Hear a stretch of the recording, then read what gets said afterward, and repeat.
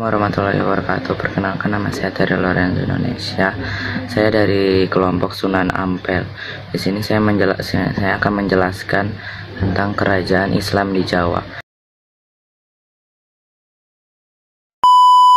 Sebelum menjadi negara kesatuan Republik Indonesia, dulunya wilayah Indonesia merupakan wilayah yang terdiri dari berbagai kerajaan, baik kerajaan Hindu, Buddha, Katolik, dan Islam. Berikut ini adalah beberapa kerajaan Islam yang pernah berada di wilayah Nusantara, khususnya Pulau Jawa, yang akan dijelaskan secara bertahap, dimulai dengan Kerajaan Demak.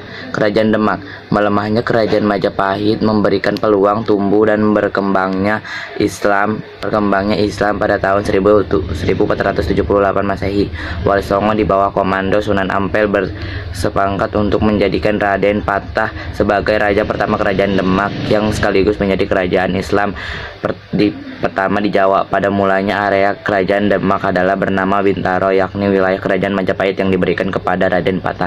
Para sejarawan berpendapat bahwa Raden Patah adalah anak dari Raja Majapahit dengan istrinya yang beragama Islam keturunan Campa.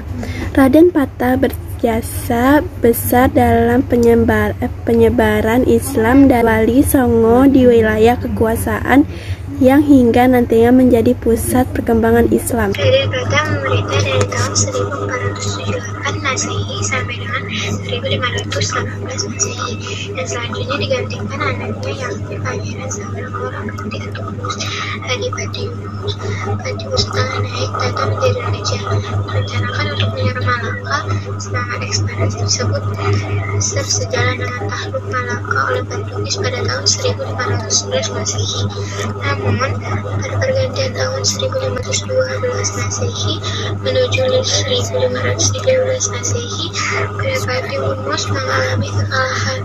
Adipati Yunus menduduki tahta selama kurang lebih 3 tahun, yakni dari 1518 Masehi sampai dengan 1520. Unus Kerajaan Demak dipimpin oleh Sultan Trenggono yang dilantik menjadi raja oleh Sunan Gunung Jati.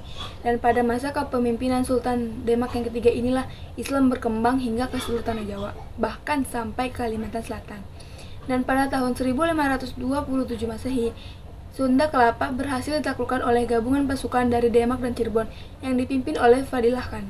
Selain itu, masih pada tahun yang sama Majapahit dan Tuban jatuh ke tangan Kerajaan Demak dan berlanjut seperti Madiun pada tahun 1529 Masehi, Blora pada tahun 1530 Masehi, Surabaya pada tahun 1531 Masehi, Pasuruan pada tahun 1535 Masehi, Lamongan, Blitar, Wiyasabah sekitar tahun 1541 Masehi sampai 1542 Masehi, dan Kediri pada tahun 1544 Masehi.